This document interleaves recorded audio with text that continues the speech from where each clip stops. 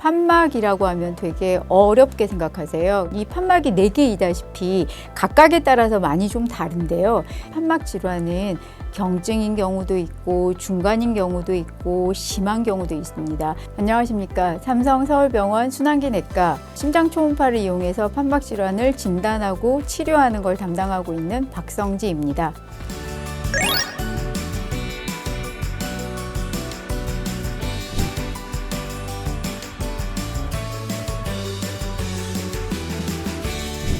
심장에 4개의 방이 있는데 이 판막이 4개가 있습니다. 그러니까 심장 안에 있는 4개의 문짝이라고 생각하시면 되고요. 왼쪽 심장 사이에 있는 문짝이 승모판막이고 왼쪽 심장에서 대동맥을 통해서 전신으로 피가 나가는 길에 있는 판막이 대동맥 판막, 그리고 오른쪽 심장 사이에 있는 판막이 삼천판막이고 이 오른쪽 심장에서 폐로 피가 가는 길에 있는 판막이 이 폐동맥 판막입니다. 이렇게 4개의 판막이 있고요. 이 판막들이 각각이 하는 역할들이 다 매우 중요합니다. 일반적으로는 선천적인 질환에 의해서 판막의 모양이 정상적으로 생기지 않아서 생기는 경우가 있습니다. 승모판막이나 삼천판막이나 이 판막들이 제대로 모양을 안 거쳐져 있고 한쪽이 짧다라거나 이렇게 태어날 때부터 이상하게 생기는 경우가 있고, 이 대동맥 판막은 태어날 때부터 판막이 정상적으로 3개의 이파리가 한 쌍인데 2개로만 되어져 있는 이런 이엽성 같은 선천성 원인에 의한 것이 있습니다. 두 번째로 이제 말씀드릴 원인들이 류마티스 열에 의한 건데요.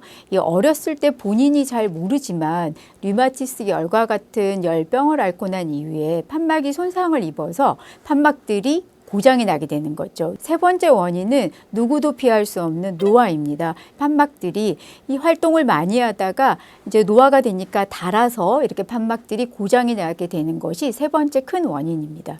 일반적으로 저희가 증상을 일으키는 판막들이 크게 이제 왼쪽, 오른쪽, 그리고 가운데에 있는 3종류를 가지고 얘기를 한다면, 이 왼쪽에 있는 승모판막 같은 경우는 환자분들이 숨이 차다고 고사하세요. 그냥 지날 때는 괜찮은데 경사진곳 오르거나 아니면 좀 일을 많이 할 때 숨이 차다, 이렇게 얘기를 하시는데 이 숨 차는 거가 노인일 때도 숨이 차잖아요. 그러니까 감별이 잘 안 돼요. 대동맥 판막 같은 경우는 크게 특징적인 증상이 3가지가 있습니다.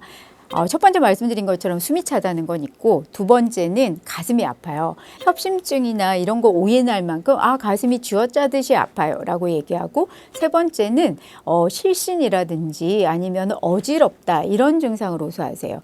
그리고 오른쪽 사이에 있는 삼천판막 같은 경우는 다리가 붓고 소화가 잘 안 되고, 그리고 먹기만 해도 막 이렇게 체한 것 같은 느낌, 이런 느낌들을 호소하시는 경우가 삼천판막에서 나타나는 일반적인 증상이 되겠습니다.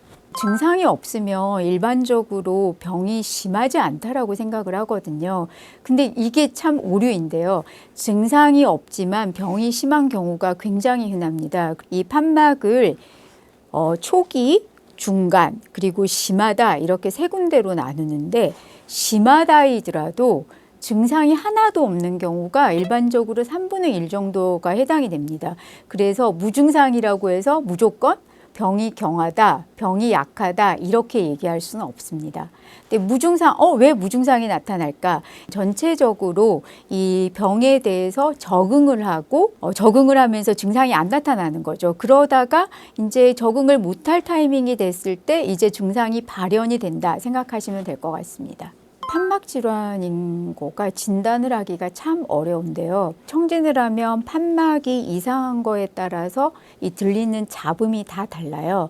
그렇지만 일반적으로 청진을 흔히 잘 하질 않거든요. 발견을 하기 제일 쉬운 것은 심장 초음파 검사를 해야 되는 겁니다. 하지만 이 심장 초음파 검사를 모든 사람들이 일반적으로 하지를 않기 때문에 이 발견이 늦어지는 경우가 많습니다.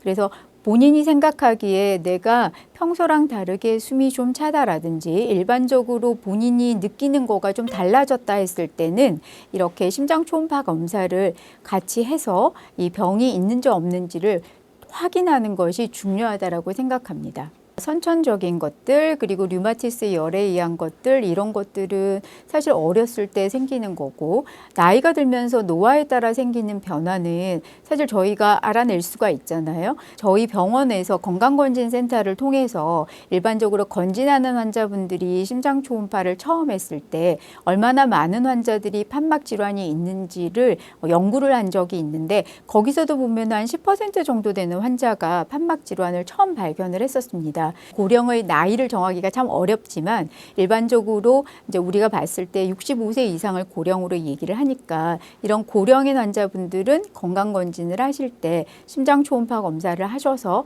본인의 심장이, 특히 판막이 건강한지를 체크해 보시는 것이 좋은 방법이라고 생각합니다. 네, 이 검사를 얼마 만에 자주 해야 되냐, 이거는 이제 질환의 중증도에 따라서 다릅니다. 만약에 처음에 검사를 했을 때 판막 질환이 발견이 됐어요. 초기인 경우는 3년에서 5년 정도, 그리고 중간 정도인 경우에 있어서는 이제 1년에서 아니면은 1년 반 정도 사이, 그리고 심한 경우는 환자의 심한 정도에 따라서 6개월 또는 9개월, 1년 이런 식으로 저희가 검사를 하게 되거든요. 그래서 판막 질환의 종류와 그리고 판막 질환이 경증이냐 중증이냐 심하냐에 따라서 매우 달라지게 됩니다. 경증이나 중간 정도인 경우에 있어서는 일반적으로 치료가 필요가 없습니다. 추적 관찰을 하게 되는 거죠. 근데 심하다라고 됐을 경우에 있어서 치료를 시작하는데 크게 3가지 치료가 있습니다.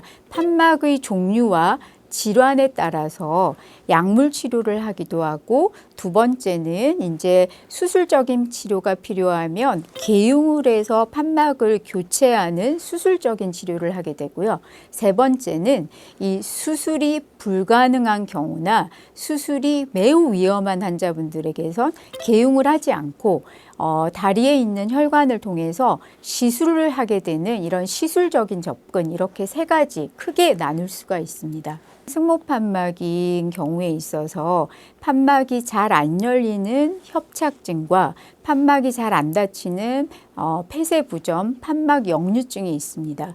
협착증인 경우에 있어서 약물 치료가 있고요. 그리고 두 번째로 하게 되는 치료가 이 개용을 해서 판막을 교체하는 치료가 있고, 이 이외에 다리에 있는 혈관을 통해서 풍선을 넣어서 판막을 개용하지 않고 좁아져 있는 판막을 확장하는 시술이 있습니다.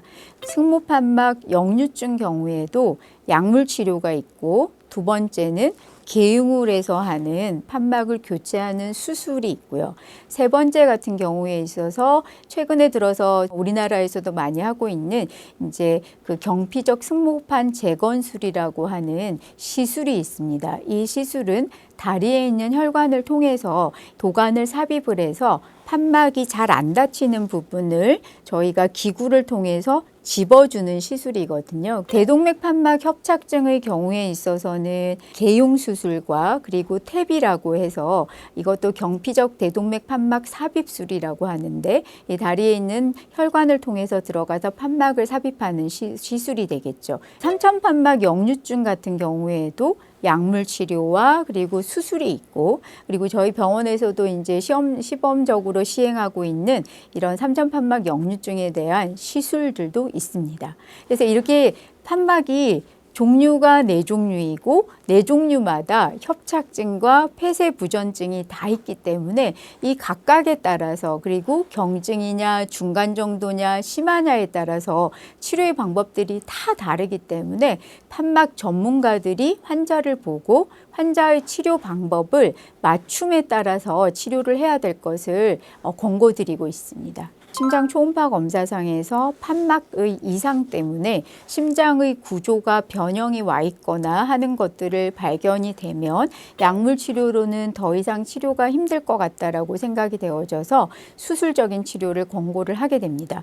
근데 이제 수술적인 치료가 치료의 원칙인데, 만약에 예를 들어서 환자분이 초고령이거나 90세 이상이거나 80세 이상인 경우, 그리고 환자분이 여러 가지 다양한 질환들을 가지고 있어서 전신 마취를 하면서 개용 수술을 하는 위험도가 너무 높은 경우에 있어서는 이 수술을 못하기 때문에 이런 경우에 있어서 저희가 시술적인 치료를 하게 되는 거죠. 대동맥 판막 협착증이 중증일 경우에 수술이 불가한 환자거나 위험도가 높을 때 태비 시술을 하게 되고, 승모판막 역류증이 매우 심한 환자분인데 수술이 불가능하거나 위험할 때는 경피적 승모판 재건술이라고 하는 마이트랄 클립이라는 시술을 하게 됩니다. 예방을 한다라는 거가 어려운 질환이거든요. 진단을 빨리 하는 거가 제일 중요하고, 그리고 병이 진단이 되면 정기적으로 병원을 다니면서 검사를 하고 치료를 받아야 되는 질환입니다. 처음에 병원을 왔을 때는 병이 있다라는 걸 알게 되니까 병에 대해서 경각심을 가지시고 이제 열심히 병원을 오셔야지 생각을 하는데, 1년 지나고 2년 지나고 이제 3년 딱 지나고 하면은 병이 변화는 아무것도 없는데 심장 검사는 계속 하면서 병이 나빠지는지 계속 관찰을 해야 되니까, 그러면서 이제 병원을 안 오시게 되는 거예요. 정기적으로 검사를 하고 병원을 다니셔야 됩니다. 중간에 안 오셔서 나빠지시고 그래서 응급실을 통해서 병원에 오시는 환자분들을 너무 많이 봐서 너무 안타까운 경우가 많습니다. 판막 질환이 굉장히 긴 마라톤 같거든요. 또 약이 필요한 경우 약을 잘 드시다가 중간에 계속 다니시다가 지치셔서 병원을 안 오시게 되는 경우가 많습니다. 저희 판막 환자분들한테 마라톤 시작하셨습니다. 이제부터 끝까지 잘 저랑 같이 완주해서 그 끝이 그냥 지켜보는 경우가 될지, 약물 치료를 계속하는 게 될지, 아니면은 결국에는 수술을 하게 되실지 잘 모르지만 끝까지 검사를 해 나가면서 저랑 같이 마라톤을 완주해 보아요. 이렇게 말씀을 드립니다.